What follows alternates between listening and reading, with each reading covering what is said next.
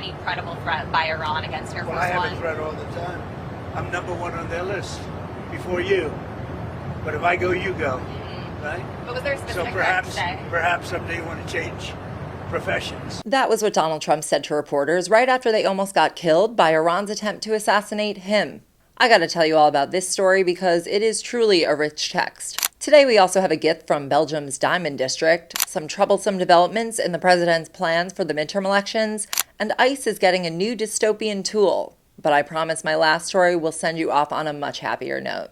I'm Sammy Sage, and this is the Morning Announcements, your daily rundown of current events and the best way to always know what the is going on. Subscribe and turn on notifications because checking the news more than once a day is bad for your health. And with me, you only have to do it once. Here you can see Donald Trump living out his wildest dreams like he's Taylor Swift hidden inside the cleaning cart at the Eras Tour.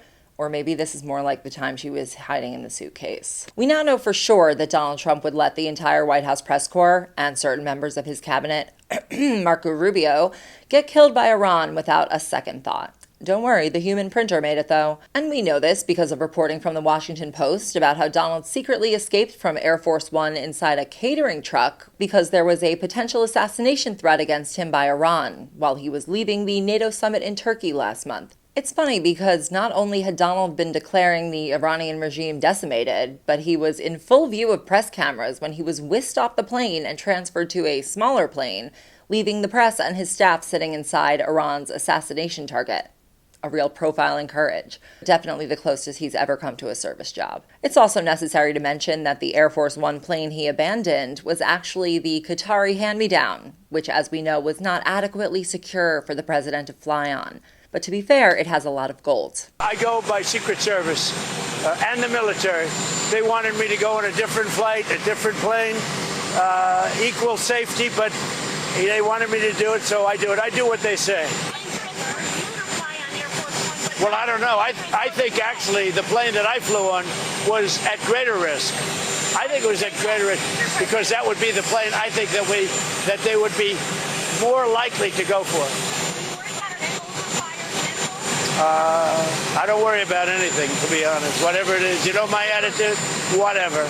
I get it now. This must be why he was so touchy about the New York Times investigating the plane. Enough so that he stalked the reporter's mother. What did I tell you? This story has everything. Let me put an idea in your head, okay?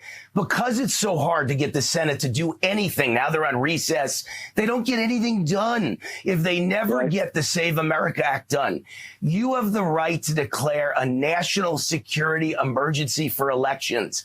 And the Supreme Court ruled in 1983 under Reagan that INS versus Chadha, that if you declare a national security emergency as the President of the United States, they can't challenge it. It can only be overturned by a 2/3 vote of both houses of Congress. So if you do this in the next month, we will get photo ID, proof of citizenship, and a limit to mail-in ballots. And you don't even need the Senate vote. Okay, I'll leave it at that.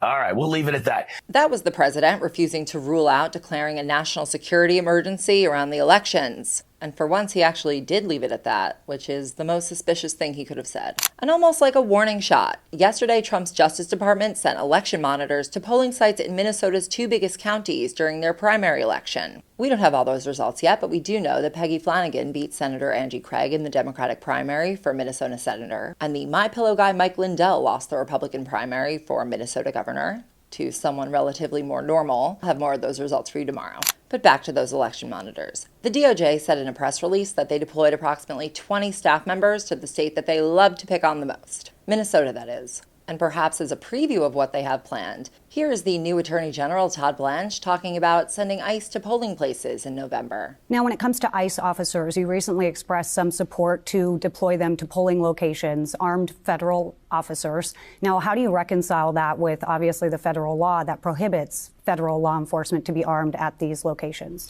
Well, that's not true. I have not said that. What we have talked about is whether there's a need to make sure our elections are fair, to make sure that only people who are supposed to be voting are voting, which isn't an incredible statement to be made by a government official. I hope everybody in Congress, everybody in the Senate thinks that. Now, the other thing is, if you're here illegally, you are not allowed to vote. So I also am not sure of the uproar of the risk of having a border patrol or an ICE agent at a polling location or looking into whether somebody is voting that shouldn't be. If you are here illegally, you cannot vote. And so what's the risk? Why wouldn't everybody in Washington, everybody in the United States be supportive of that to make sure that people that are here illegally are not voting? Well, Todd, I know you're new here, but ICE has already shot a few citizens, and here are some ICE officers interfacing with an American citizen just yesterday. You recorded us. You almost ran us over. I didn't almost You run almost ran us over. You're Stop so playing. full of shit. Stop playing. You are full of shit. All right? You're not funny. You're not funny. I will arrest you. Keep it up. I'm a legal citizen. Keep it up. I don't care. Oh my goodness. We have to call lock you up. Okay. For what? The one that tried to run us over. Run you over when? I got recording. I got dash cam. I got dash cam. That's a lie. Y'all fucking full of shit. You're full of shit. I got a dash cam. I never tried to run you over. I have more for you regarding ICE in just a minute, but one more quick thing on the elections beat. Trump teasing a national emergency and the DOJ sending election monitors to Minnesota all comes as a federal judge has temporarily blocked the U.S. Postal Service from implementing Trump's executive order that restricts mail-in voting, the one that would have forced the post office to refuse to deliver ballots to states that don't cooperate with Trump's other attempts to restrict voting. It's like an Ouroboros of voter suppression laws, an MC Escher hand of voter suppression. On the slightly more whimsical Tin Pot beat, Donald is getting a giant gold and diamond encrusted ring from the Antwerp World Center, which is the lobbying group that represents the centuries-old diamond industry in Antwerp, Belgium. The more you know. The ring is approximately the size of a watch and has over 300 diamonds, dozens of sapphires, emeralds, and rubies arranged with two giant T's next to 1776 and 2026, with the numbers 45 and 47 in the shape of Superman's logo, and the phrase, crafted in Antwerp for Donald John Trump. How lovely. The supposed occasion for this is America's 250th birthday, but just a few weeks after the gift, the Trump administration approved a tariff exemption for Belgium's diamond industry to the tune of a few $1 billion. And no, the ring is not worth anywhere near that. So now Senator Elizabeth Warren has sent the Antwerp World Center a strongly worded letter, the Democrats' favorite tool, with a list of questions about the tacky bauble and how it came to be gifted to the President of the United States. Now back to the scourge that is ICE, as promised. ICE is planning to spend $20 million to buy its agents new gloves that deliver painful electric shocks to people they want to comply. The devices are known as the GLOVE, which stands for Generated Low Output Voltage Emitter, or a desperate attempt to market your cruelty device in a cutesy way. And the company that makes them, which came up with all of that, is called Compliant Technologies, because they're about as subtle as an electric shock. I promised that I would end with some truly good vibes for you. A new study found that dogs can tell by your facial expressions whether you're happy, sad, or frustrated with more nuance than previously known. Researchers took MRI scans of pet border collies while showing them images of different human facial expressions, and they found that the dogs could distinguish between fear and anger and fear and sadness, not just happy versus sad or neutral, which we already knew that dogs could do. And this is significant because it's the first evidence that dogs' brains can actually tell the difference between faces that are expressing similar but slightly different emotions. However, the research doesn't show how the dogs are actually perceiving and processing those emotions, like whether they actually know what fear and sadness are, and what we're feeling when they know we're expressing them. I'm going to choose to believe that the dogs do know, though, because they're good boys.